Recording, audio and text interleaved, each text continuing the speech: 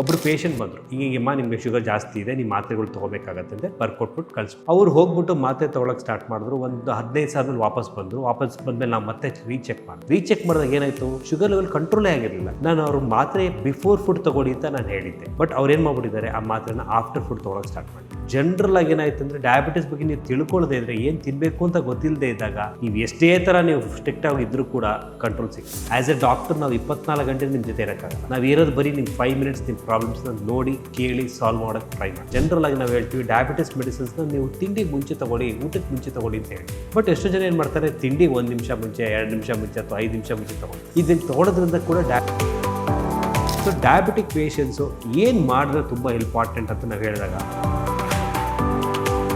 ಹೌದು okay doctor ನಾವೆಲ್ಲ follow ಮಾಡ್ತೀವಿ. ಡಯಾಬಿಟಿಕ್ ಪೇಷಂಟ್ಸ್ಗೆ ಇನ್ಸುಲಿನ್ ಕೊಡ್ತಾರಲ್ಲ, ಇನ್ಸುಲಿನ್ ನಾವು ಯಾವಾಗಾರ ಒಂದ್ಸತಿ ಮಿಸ್ ಮಾಡಿದಾಗ ಪರವಾಗಿಲ್ವಾ ಅಂತ ಕೇಳ್ತಾರೆ. ಡಯಾಬಿಟಿಸ್ ಎಜುಕೇಷನ್ ತಿಳ್ಕೊಂಡಿರೋರ್ಗೂ ಡಯಾಬಿಟಿಸ್ ಎಜುಕೇಷನ್ ತಿಳ್ಕೊಳ್ದೇ ಇರೋರ್ಗೂ ಕಂಟ್ರೋಲ್ ಹಿಂಗೆ ಅಂತ ನಾವು ನೋಡಿದಾಗ, ಎಷ್ಟು ಜನಕ್ಕೆ ಏನಾಯ್ತು ಅಂದರೆ, ತಿಳ್ಕೊಳ್ದೇ ಇರೋರು ಕಂಟ್ರೋಲ್ ತುಂಬಾ ಜಾಸ್ತಿ ಆಗ್ತಾನೆ ಹೋಯ್ತು, ಅಂದರೆ ಶುಗರ್ ಲೆವೆಲ್ ಜಾಸ್ತಿ ಆಗ್ತಾನೆ ಹೋಯ್ತು. ಬಟ್ ಡಯಾಬಿಟಿಸ್ ತಿಳ್ಕೊಂಡಿರೋರು ಮೆಡಿಸಿನ್ಸ್ ಕಮ್ಮಿ ಆಗ್ತಾ ಹೋಯ್ತು.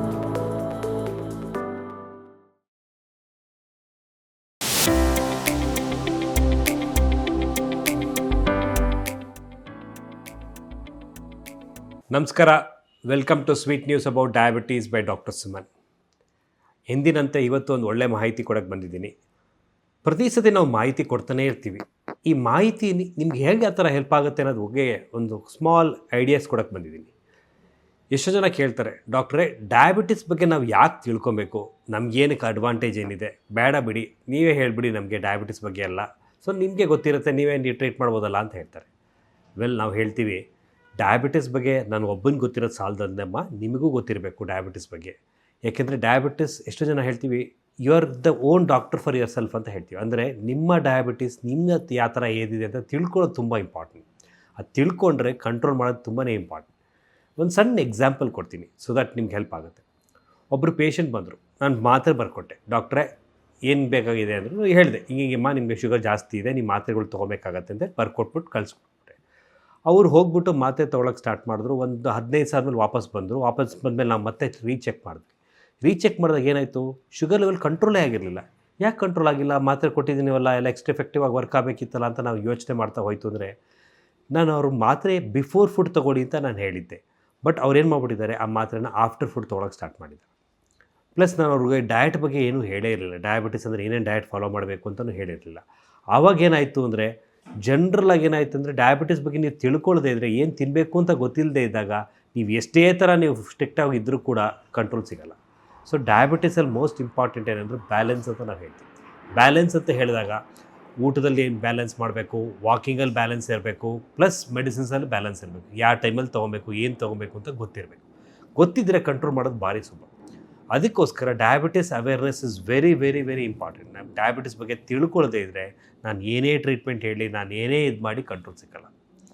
ಇನ್ನೊಂದು ಕಾಮನ್ ಹೇಳ್ತೀವಿ, ಡಯಾಬಿಟಿಕ್ ಪೇಷಂಟ್ಸಲ್ಲಿ ಬರೀ ಕಾಲಲ್ಲಿ ನಡಿಬೇಡಿ ಅಂತ ಹೇಳ್ತೀವಿ. ಯಾಕೆ ಡಾಕ್ಟ್ರ್ ಅಂತ ನಾವು ಕ್ವೆಶನ್ ಕೇಳಿದಾಗ ಅವ್ರು ಹೇಳಿದಾಗ ನಾವು ಹೇಳ್ತೀವಿ, ಇವಾಗ ಬರೀ ಕಾಲಲ್ಲಿ ನಡೆದಾಗ ಏನಾಗುತ್ತೆ, ನೀವು ಕಾಲಲ್ಲಿ ಸ್ಪರ್ಶಜ್ಞಾನ ಕಳ್ಕೊಂಬಿಟ್ಟಿರ್ತೀರ. ಕಾಲಲ್ಲಿ ಏನೇ ಚುಚ್ಚಿದ್ರೂ ಗಾಯಕ್ಕೆ ಗೊತ್ತಾಗದೇ ಏನಾಗುತ್ತೆ, ಇನ್ಫೆಕ್ಷನ್ ಆಗುತ್ತೆ. ಇನ್ಫೆಕ್ಷನ್ ಏನಾಗುತ್ತೆ, ಶುಗರ್ ಲೆವೆಲ್ನ ಜಾಸ್ತಿ ಮಾಡುತ್ತೆ. ಸೊ ಹಾಗಾಗಿ ಅವೇರ್ನೆಸ್ ತುಂಬ ಇಂಪಾರ್ಟೆಂಟ್. ಫಾರ್ ಎಕ್ಸಾಂಪಲ್, ಅವೇರ್ನೆಸ್ ಅನ್ನ ತಿನ್ನಬೇಕೋ ಅಥವಾ ಅವೇರ್ನೆಸ್ ಚಪಾತಿ ತಿನ್ನಬೇಕೋ ಅಥವಾ ಮುದ್ದೆ ತಿನ್ನಬೇಕು ಅಂತ ನೀವು ಕೇಳಿದಾಗ ನಾವು ಹೇಳ್ತೀವಿ, ಎಲ್ಲನೂ ಎಕ್ಸ್ಪ್ಲೇನ್ ಮಾಡಿದಾಗ ನಿಮಗೆ ಐಡಿಯಾ ಬಂದಿರುತ್ತೆ. ಸೊ ದಟ್ ಏನಾಗುತ್ತೆ, ನಿಮ್ಮ ಡಯಾಬಿಟಿಸ್ ನೀವೇ ಕಂಟ್ರೋಲ್ ಮಾಡ್ಕೊತೀರ. ಆ್ಯಸ್ ಎ ಡಾಕ್ಟರ್ ನಾವು 24 ಗಂಟೆ ನಿಮ್ಮ ಜೊತೆ ಇರೋಕ್ಕಾಗಲ್ಲ. ನಾವು ಇರೋದು ಬರೀ ನಿಮ್ಮ 5 ಮಿನಿಟ್ಸ್ ನಿಮ್ಮ ಪ್ರಾಬ್ಲಮ್ಸ್ನ ನೋಡಿ ಕೇಳಿ ಸಾಲ್ವ್ ಮಾಡೋಕ್ಕೆ ಟ್ರೈ ಮಾಡ್ತೀವಿ. ಬಟ್ ಇನ್ನು ಆಲ್ಮೋಸ್ಟ್ 23 ಅವರ್ಸ್ ಎಕ್ಸ್ಟ್ರಾ ಏನಿರುತ್ತೋ ಅದೆಲ್ಲ ನೀವು ನಿಮ್ಮ ಜೊತೆಲಿ ಇರ್ತೀರ. ಸೊ ಹಾಗಾಗಿ ನಿಮಗೆ ಗೊತ್ತಿರಬೇಕು ಡಯಾಬಿಟಿಸ್ ಅಂದರೆ ಏನು ತೊಗೊಂಡ್ರೆ ಹೆಲ್ಪ್ ಆಗುತ್ತೆ ಅಂತ ಗೊತ್ತಿರಬೇಕು. So awareness is one of the most important ಅಂತ ಹೇಳ್ತೀವಿ.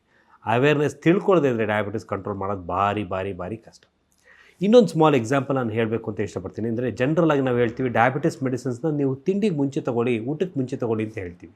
ಬಟ್ ಎಷ್ಟೋ ಜನ ಏನು ಮಾಡ್ತಾರೆ, ತಿಂಡಿಗೆ 1 ನಿಮಿಷ ಮುಂಚೆ, 2 ನಿಮಿಷ ಮುಂಚೆ ಅಥವಾ 5 ನಿಮಿಷ ಮುಂಚೆ ತೊಗೊತಾರೆ. ಇದನ್ನು ತೊಗೊಳೋದ್ರಿಂದ ಕೂಡ ಡಯಾಬಿಟಿಸ್ ಕಂಟ್ರೋಲ್ ಸರಿಯಾಗಿ ಸಿಕ್ಕಲ್ಲ. ಅಟ್ಲೀಸ್ಟ್ ಅದು ಕೂಡ 15 to 20 ಮಿನಿಟ್ಸ್ ಮಿನಿಮಮ್ ಗ್ಯಾಪ್ ಕೊಡಬೇಕು ಅಂತ ನಾವು ಹೇಳ್ತೀವಿ. ಯಾಕೆ ಅಂದರೆ ಈ ಟ್ಯಾಬ್ಲೆಟ್ ತಿಂದ ಮೇಲೆ ಅಬ್ಸರ್ವ್ ಆಗಿ ಕೆಲಸ ಶುರು ಮಾಡೋಕ್ಕೆ ಸ್ವಲ್ಪ ಟೈಮ್ ತೊಗೊಳುತ್ತೆ.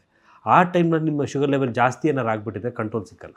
ಸೊ ಹಾಗಾಗಿ ಆದಷ್ಟು ನಿಮ್ಮ ಡಾಕ್ಟ್ರು ಯಾವಾಗ ನಿಮಗೆ ಮೆಡಿಸಿನ್ಸ್ ತೊಗೊಳಕ್ಕೆ ಹೇಳಿದಾರೋ ಅದೇ ಟೈಮಲ್ಲಿ ತೊಗೊಳ್ಳಿ. ಆ ಅವೇರ್ನೆಸ್ಸು ಕ್ರಿಯೇಟ್ ಆಗಬೇಕು. ಅದೊಂದೇ ಅಲ್ಲ, ಮೋಸ್ಟ್ ಇಂಪಾರ್ಟೆಂಟ್ ಇವಾಗ ಏನಾಗುತ್ತೆ ಅಂದರೆ, ಈ ಟೈಮ್ಗೆ ನೀವು ತಿನ್ನಬೇಕು ಬ್ರೇಕ್ಫಾಸ್ಟ್ನ, ಇದಕ್ಕಿಂತ ಲೇಟ್ ಮಾಡಬಾರ್ದು, ಮಧ್ಯಾಹ್ನ ಊಟ ಇಷ್ಟೊತ್ತಿಗೆ ಮಾಡಬೇಕು, ಸಾಯಂಕಾಲ ಸ್ನ್ಯಾಕ್ಸ್ ಇಷ್ಟೊತ್ತಿಗೆ ತಿನ್ನಬೇಕು, ರಾತ್ರಿ ಊಟ ಇಷ್ಟೊತ್ತಿಗೆ ಮಾಡಬೇಕು ಅಂತ ಹೇಳಿರ್ತೀವಿ. ಯಾವಾಗ ನಿಮ್ಮ ಊಟ ಟೈಮಿಂಗ್ಸ್ ಎಲ್ಲ ಲೇಟ್ ಆಗೋಕ್ಕೆ ಸ್ಟಾರ್ಟ್ ಆಗುತ್ತೋ ಶುಗರ್ ಅಪ್ ಆ್ಯಂಡ್ ಡೌನ್ ಆಗೋಕ್ಕೆ ಸ್ಟಾರ್ಟ್ ಆಗುತ್ತೆ. ಏನಾಗುತ್ತೆ, ಸ್ಟೋರ್ ರೂಮ್ ಶುಗರ್ಸ್ ಅಂತ ನಾವು ಕರಿತೀವಿ. ಅಂದರೆ ಬ್ಲಡ್ಡಲ್ಲಿ ಒಂದೇ ಅಲ್ಲ ಶುಗರ್ಸು, ಜೊತೆ ಲಿವರಲ್ಲೂ ಇರುತ್ತೆ, ಮಸಲ್ಸಲ್ಲಿ ಶುಗರ್ ಇರುತ್ತೆ, ಅದೆಲ್ಲ ಏನಾಗುತ್ತೆ ಬ್ಲಡ್ಡಿಗೆ ರಿಲೀಸ್ ಆಗೋಕ್ಕೆ ಸ್ಟಾರ್ಟ್ ಆಗಿಬಿಡುತ್ತೆ. ಯಾವಾಗ ನೀವು ತಿನ್ನೋದು ಲೇಟ್ ಮಾಡ್ತೀರೋ ಶುಗರ್ ಲೆವೆಲ್ ಜಾಸ್ತಿ ಆಗುತ್ತೆ.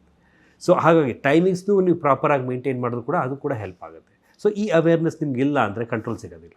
ಸೊ ಎಲ್ಲನೂ ಸೇರಿಕೊಳ್ಳುತ್ತೆ. ಒಂದೇ ಡಯಾಬಿಟಿಸ್ ಅಂದರೆ ಬರೀ ಒಂದೇ ಮೆಡಿಸಿನ್ಸ್ ಒಂದೇ ತೊಗೊಳೋದು, ವಾಕಿಂಗ್ ಒಂದೇ ಮಾಡೋದು, ಪ್ಲಸ್ ಇದು ಮಾಡೋದು ಅಂತೆಲ್ಲ, ಎಲ್ಲ ಪ್ರತಿಯೊಂದು ಒಂದು ಕರೆಕ್ಟಾಗಿದ್ದರೆ ಸಮತೋಲನ ಅಂತ ಹೇಳ್ತೀವಿ. ಕರೆಕ್ಟಾಗಿ ಫಾಲೋ ಮಾಡೋದ್ರಿಂದ ಕರೆಕ್ಟ್ ಬ್ಯಾಲೆನ್ಸ್ ಸಿಗುತ್ತೆ.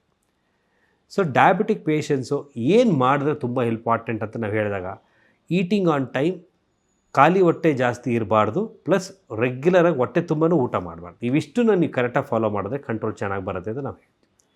ಹೌದು, ಓಕೆ ಡಾಕ್ಟರ್, ನಾವೆಲ್ಲ ಫಾಲೋ ಮಾಡ್ತೀವಿ. ಡಯಾಬಿಟಿಕ್ ಪೇಷಂಟ್ಸ್ಗೆ ಇನ್ಸುಲಿನ್ ಕೊಡ್ತಾರಲ್ಲ, ಇನ್ಸುಲಿನ್ನು ನಾವು ಯಾವಾಗಾರ ಒಂದ್ಸತಿ ಮಿಸ್ ಮಾಡಿದಾಗ ಪರವಾಗಿಲ್ವಾ ಅಂತ ಕೇಳ್ತಾರೆ. ಇಲ್ಲ, ಡಯಾಬಿಟಿಸ್ ಮೆಡಿಸಿನ್ಸು ಯಾವುದೂ ಮಿಸ್ ಮಾಡೋಂಗಿಲ್ಲ, ಇನ್ಸುಲಿನ್ ಕೂಡ ಮಿಸ್ ಮಾಡೋಂಗಿಲ್ಲ. ಒಂದು ದಿವಸಕ್ಕೆ 2 ದಿವಸಕ್ಕೂ ಮಿಸ್ ಮಾಡಬಾರ್ದು. ಏನು ಹೇಳಿರ್ತೋ ಅದನ್ನ ಕರೆಕ್ಟಾಗಿ ಫಾಲೋ ಮಾಡಬೇಕು. ನೀವು ತಿಳ್ಕೊಳ್ಳಿ, ಬೈ ಚಾನ್ಸ್ ನೀವೆಲ್ಲರ ಟ್ರಾವೆಲ್ ಮಾಡ್ತಿದ್ದೀರಾ, ಅಕಸ್ಮಾತ್ ನೀವು ಇನ್ಸುಲಿನ್ ತೊಗೊಳಕ್ಕಾಗಲ್ವಾ ಅಂಥ ಟೈಮಲ್ಲಿ ನೀವು ಡಾಕ್ಟರ್ ಹತ್ರ ಹೋಗಿ ಕನ್ಫರ್ಮ್ ಮಾಡ್ಕೊಳ್ಳಿ. ಡಾಕ್ಟ್ರೇ, ಏನಾರ ನಾನು ಇನ್ಸುಲಿನ್ ತೊಗೊಳ್ಳೋದೇ ಇದ್ದರೆ ಆಲ್ಟರ್ನೇಟಿವ್ ಏನಾರು ಇದೆಯಾ ಅಂತ ಕೇಳಿದಾಗ ಡಾಕ್ಟ್ರ್ ನಿಮ್ಗೆ ಎಕ್ಸ್ಪ್ಲೈನ್ ಮಾಡಿರ್ತಾರೆ. ಇನ್ ಕೇಸ್ ತುಂಬ ಕಮ್ಮಿ ಡೋಸ್ ಆಫ್ ಇನ್ಸುಲಿನ್ ಇದ್ದರೆ ಒಂದು ಅರ್ಧ ಟ್ಯಾಬ್ಲೆಟ್ ಎಕ್ಸ್ಟ್ರಾನೋ, ಅಥವಾ ಎಕ್ಸ್ಟ್ರಾ ವಾಕಿಂಗ್ ಮಾಡೋದೋ, ಅಥವಾ ಬೇರೆ ಅಂಥರಲ್ಲಾರ ಕಮ್ಮಿ ಮಾಡೋಕ್ಕೂ ಹೇಳ್ಕೊಟ್ಟಿರ್ತಾರೆ. ಅದನ್ನು ನೀವು ಫಾಲೋ ಮಾಡಿ. ನೀವು ಏನು ಡಿಸಿಷನ್ಸು ತೊಗೊಬಾರ್ದು. So awareness is one of the most key factor ಅಂತ ಹೇಳ್ತೀವಿ. ಇನ್ಫ್ಯಾಕ್ಟ್ ನಾನು ಒಂದು ಸ್ಟಡಿ ಮಾಡಿದಾಗ ಡಯಾಬಿಟಿಸ್ ಎಜುಕೇಷನ್ ತಿಳ್ಕೊಂಡಿರೋರ್ಗೂ ಡಯಾಬಿಟಿಸ್ ಎಜುಕೇಷನ್ ತಿಳ್ಕೊಳ್ದೇ ಇರೋರ್ಗೂ ಕಂಟ್ರೋಲ್ ಹಿಂಗೆ ಅಂತ ನಾವು ನೋಡಿದಾಗ, ಎಷ್ಟು ಜನಕ್ಕೆ ಏನಾಯಿತು ಅಂದರೆ ತಿಳ್ಕೊಳ್ದೇ ಇರೋರು ಕಂಟ್ರೋಲ್ ತುಂಬಾ ಜಾಸ್ತಿ ಆಗ್ತಾನೆ ಹೋಯಿತು. ಅಂದರೆ ಶುಗರ್ ಲೆವೆಲ್ ಜಾಸ್ತಿ ಆಗ್ತಾನೆ ಹೋಯಿತು. ಬಟ್ ಡಯಾಬಿಟಿಸ್ ತಿಳ್ಕೊಂಡಿರೋರು ಮೆಡಿಸಿನ್ಸ್ ಕಮ್ಮಿ ಆಗ್ತಾ ಹೋಯಿತು.